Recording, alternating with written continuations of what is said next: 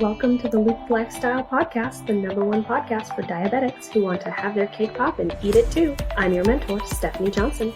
Please welcome our very own member of the Cake Pop crew and graduate of the Have Your Cake Pop and Eat It Too program, Diana Hernandez. She is hosting our Monday Mindset episode. This podcast is recorded live on Instagram. We cover health, wealth, and relationships, the blueprint for transforming your life. So grab a pen and paper, take some notes. I hope you find some value in the information Diana is sharing. Let's get into it.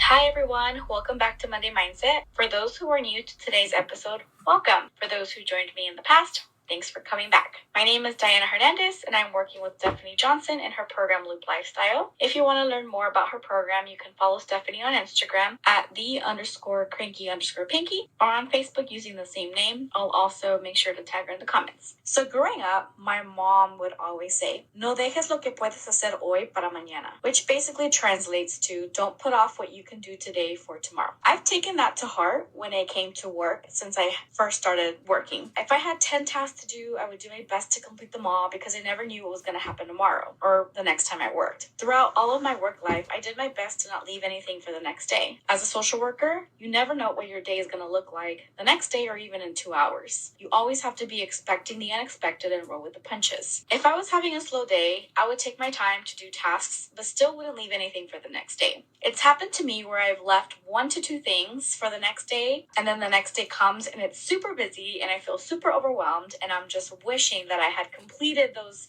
couple tasks that I had left yesterday. So I've learned my lesson, but I learned that lesson pretty quick. Like I said, I'm pretty good at making sure that I do everything that day instead of putting it off for the next day because I'm thinking, oh, well, today's slow, tomorrow might be slow too. No, not taking that chance. Even though I've mastered doing stuff today instead of leaving them for tomorrow in my work life, when it came to my personal life, I rarely applied the same. For a long time, I would have to do certain tasks such as laundry, chores, cleaning, grocery shopping, cooking, but always prioritize socializing. I would fill my day with activities such as going to the movies, going to Disneyland when I had the annual pass, having breakfast, brunch, lunch, dinner, you name it, with friends or a friend. So I would basically be out the whole day and then wouldn't have time to really do anything at home. And then I would tell myself, I don't have time to do anything, and then I don't understand how others were able to get their tasks completed. So today was the first time that I actually prioritized my tasks. I had the day off today only because I had quit my job on Friday, for those of you who know, and that I'm starting in my new job tomorrow. So I could have easily gone back to my old habits, texted or called friends to make plans, or treat myself by going to the movies, but instead I decided to be a responsible adult. So this morning, I worked out, I showered, I had breakfast, I ran my errands, I came home, cooked, and meal prepped for the week. I prepared my lunch for tomorrow, I cleaned up my room, I finished doing my laundry, and I went through emails that I had to reply back to. So even though I wasn't able to socialize with friends, I felt a sense of accomplishment. Also, I'm meeting up with a couple of friends tomorrow, so, it was kind of helpful because I have plans. It's not that I'm not going to see anybody. I have plans to see people tomorrow. So I was able to do everything today, and so now I don't have to stress about it tomorrow. There's other things that I could have put off. For example, exercising. Maybe this morning I could have, I'll just do it in the evening. I'll just do it later. But then later never comes. And I know myself that when I do say that, I most likely will not do it. So just like the saying is, don't leave what you do today for tomorrow. Don't leave what you can do this morning for the evening, because again, you're never going to know what your day is going to look like. You have time in the morning. You don't know if you're going to have time in the evening. Maybe you plan for it, but just like in your work, you can have a plan in place and it go to shit because stuff came up. So anyway, sometimes we get stuck on wanting to have fun or treating ourselves or taking a break. Then it doesn't allow us the time to do things that maybe we need to do. There has to be some sort of balance. So instead of filling my entire day with activities, maybe I'll just do one fun activity and then use the rest of my day to do what I need to do. Many people know me as the type of person who does 2 activities in one day or just fills my day with multiple outings. Sometimes when you see it on my calendar before, not even maybe 6 months ago, even pretty recently, I would have 3 different things scheduled or 4 different things scheduled. It's 9 a.m. breakfast, noon lunch, and then like at 5 dinner.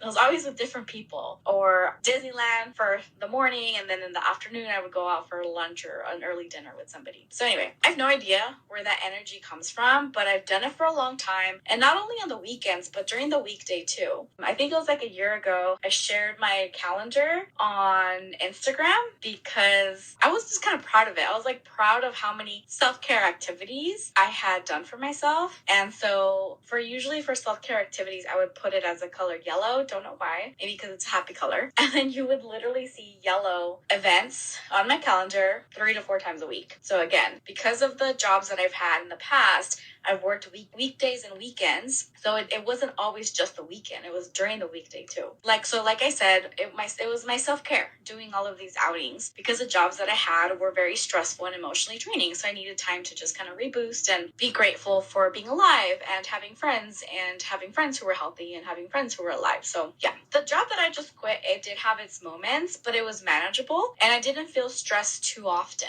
Or if I did get stressed out, I was able to release my stress on the way home by listening to music or dancing it out, and then I would be okay by the time I got home. If it was a pretty hard day, when I got home, I could be in a mood. People would tell, or, people could tell, my parents, my sister, my husband could tell. And so I would just say, I just need 5 minutes, leave me alone. I'm just going to go to sleep for 10 minutes. Or I would just try to just hang in there during, when I got home, just be like, okay, it's going to be okay. Just go on with your night. It's going to be fine. So with this new job, I have no idea what my stress level is going to be like, but I'm trusting my experiences and myself that I'm going to be okay. And that because it is a new job, I will most likely learn how to manage the stress that may come my way. With any new job, you could, in my experience, where I get a job and the job duties and responsibilities that I do are actually very different from what maybe was in the job posting. Sometimes it's very similar, but then there's other times where you're like, I don't think this is part of my job, but okay, I'll do it. Maybe because your boss is asking you, or you're just like, okay, yeah, sure, you have the time to do it. But anyway, so yeah, I have no idea what my stress level is going to be like. But again, I'm trusting my experiences and myself that I'm going to have a learning curve of how to manage my new job. So trying to create balance in all areas of your life is important for not only your physical health, but also your mental health and just your emotional well-being in general. It's important to also not beat yourself up if you're not able to have that type of balance. Just like jobs can be, life can be unexpected and you're just going to have to roll with the punches. So work on prioritizing you and whatever that means for you. If it means doing an all-day outing, then do it. If it means grocery shopping and then meal prepping, then do that. If it means having lunch with a friend and then grocery shopping afterwards, then do that. Learn to listen to what your body and mind need, because at the end of the day, you're the only person that knows what you need. Balance is hard to have. Balance comes with routine, right? So you have a routine.